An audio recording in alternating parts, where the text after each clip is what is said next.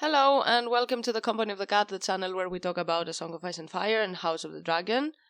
First, I want to say thank you very much for the support. Some of your comments on my previous episode were wholesome AF, and I am very happy you are enjoying the content.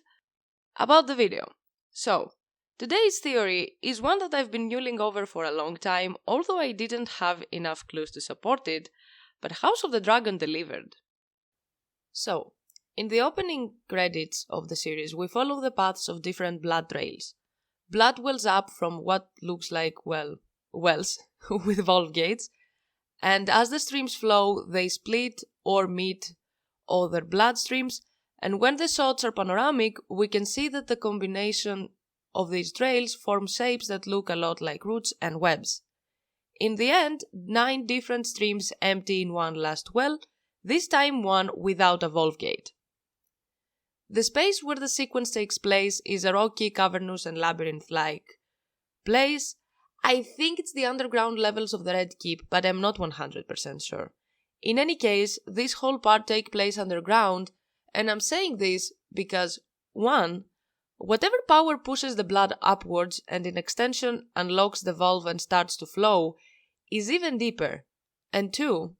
When we see the final shot, the 9 blood rivers, even though they flow down, it looks like we are looking upwards from the bottom of the well while the streams creep out of it, since instead of darkness and water, which is what most wells have in their bottom, we see a fiery light. So whatever power triggered this sequence is very, very deep. The wells work as passages and gates between all these levels, and the blood is the key, the medium. With the help of blood, the gates open and we get this chain of events that leads to a fiery end. Blood being the means is pretty much common knowledge by now. Everybody uses it, and without it you can't really do powerful magic. But I will say that wells being used as passages and gates is also something we have seen before in the A Song of Ice and Fire, more than once. In the Red Keep, when Arya was wandering around, we get this instance. She saw that she stood at the top of a black well, a shaft 20 years across plunging deep into the earth. Huge stones had been set into the carving walls, as steps circling down and down, dark as the steps to hell that Toldan used to tell them of. And something was coming up out of the darkness, out of the bowels of the earth. This well is obviously a passage, it is a bottomless pit that connects different levels, and these next quotes are about the sinkhole in Brann's cave.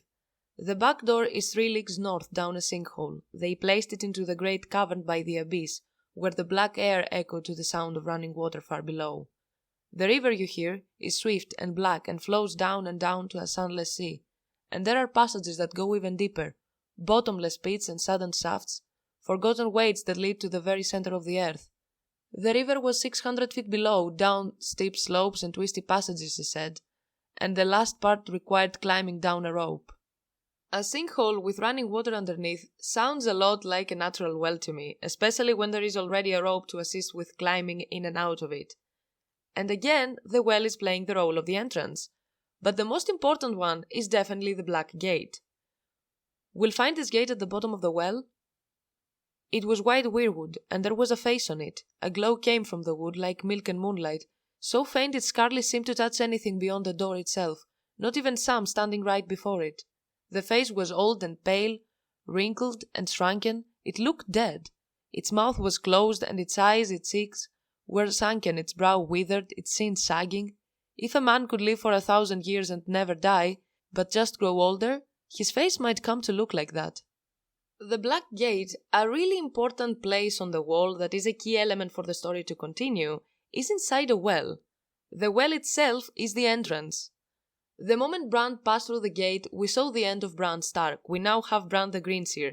Even on the road and when he first arrived at the cave, we see him think about his life before the accident and how everything seemed like a dream, like another life.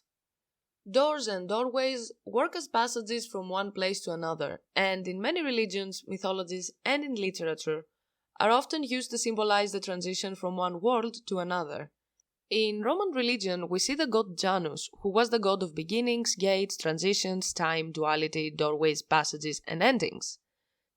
Janus presided over the beginning and ending of conflict, and hence war and peace. Important gates in Rome were named after him, and they were open in time of war and closed to mark the arrival of peace.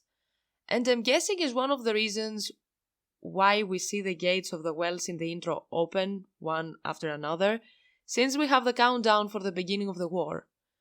Janus was depicted with two faces to symbolize the duality of the deity, and this is why he was also connected with the moon, among other things. Pale moonlight slanted down through the hole in the dome, painting the branches of the weirwood as they strained up towards the roof. It looked as if the tree was trying to catch the moon and drag it down into the well. This quote connects three things we see constantly partnered up with one another: wells/doors, weirwoods, and the moon. The black gate isn't the only weirwood door we have in the series. A narrow weirwood door stood between two slender marble pillars, a crescent moon carved into the white wood. At the top she found a set of carved wooden doors, 12 feet high. The left-hand door was made of weirwood pale as bone, the right of gleaming ebony. In their center was a carved moon face, ebony on the weirwood side, weirwood on the ebony. The look of it reminded her somehow of the heart tree in the Godswood at Winterfell.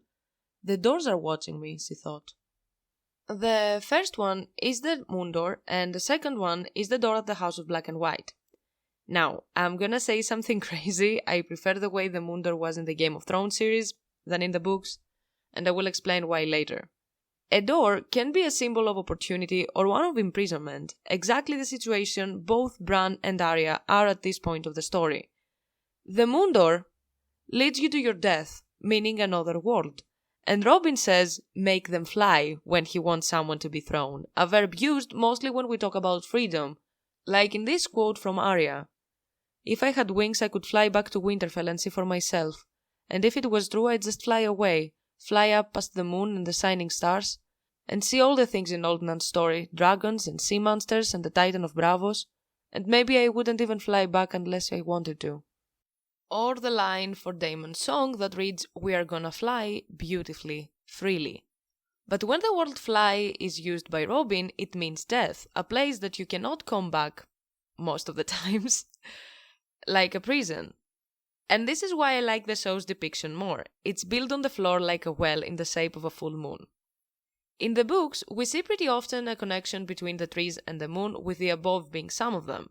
In the first quote from Bran, it looks like the tree is conjoined with the moon physically, symbolizing that the two are somehow connected. At the black gate, the weirwood door is glowing with moonlight and has a face. In the last quote by Arya, the moon of the weirwood door, like the face of the weirwood in Winterfell, is watching her. A well is a black hole in the earth, the exact opposite from a full moon. And we have plenty of times where the moon and wells are described similarly. It depends on the light and place we have. When Bran finally lifted his head around to look back up the shaft, the top of the well was no bigger than half a moon. The moon was a black hole in the sky. And the same thing goes for the trees. Weirwood have many descriptions that are similar to the moon, mostly color and glow-wise. The light of the moon painted the limbs of the weirwood silvery white as she made her way towards it, but the 5-pointed red leaves turned black by night. And both the trees and the wells do a very similar job actually. They work as a getaway. They are the links between the underground, the surface, and the sky. Weirwoods absorb power from somewhere. They themselves don't look like the power source to me. At least the simple weirwoods that we have here and there.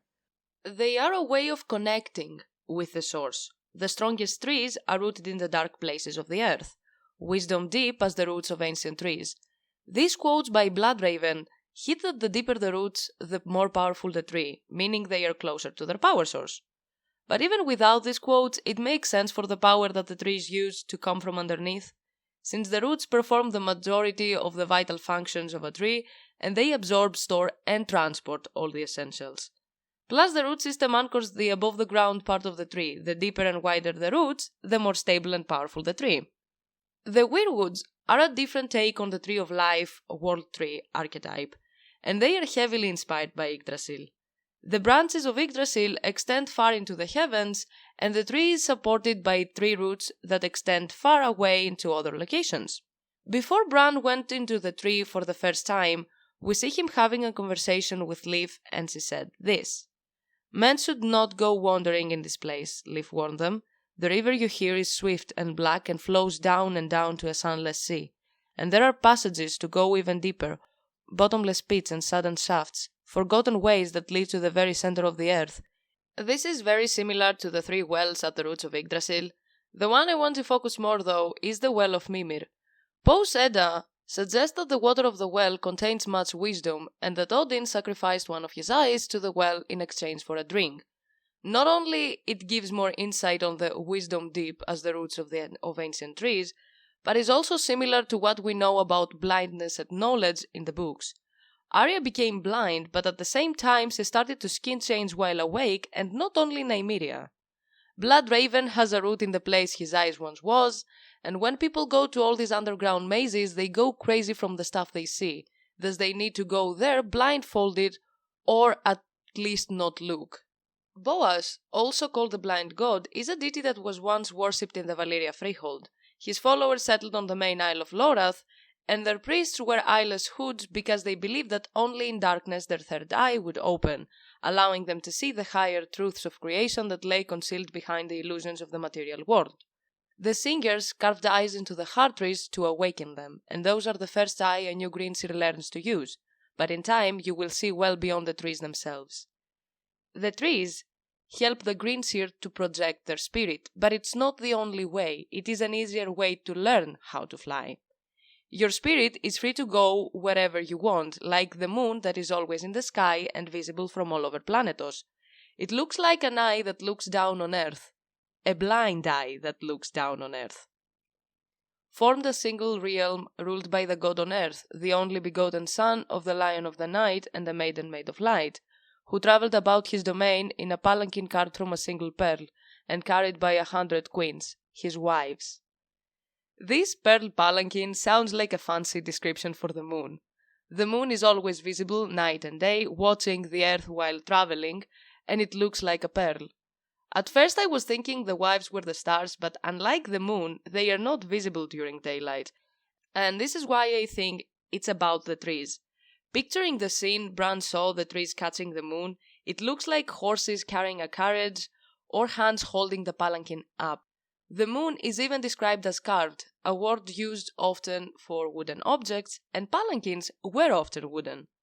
If the moon was carved out of something, it would be from Weirwood wood, which often is described white as the moon and glowing with moonlight, making the palanquins and the wives from the same material and even more fitting for each other.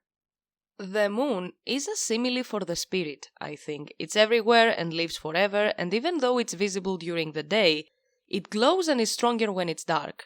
This is why people that had near-death experiences or are unhealthy tend to have these abilities, and greenseers are sickly people. Every song must have its balance. The body may be weak, but the spirit isn't. The god on earth and the eye of the god are the person and the place where the first human freed their spirit, I think. The moon is in every myth about the long night in the known world, is the nexus between light and dark, day and night, and between every form of magic we have seen. It's the medium between the stars, often associated with the others and are visible only at night, and the sun, close to fire, visible during the day, and father to dragons.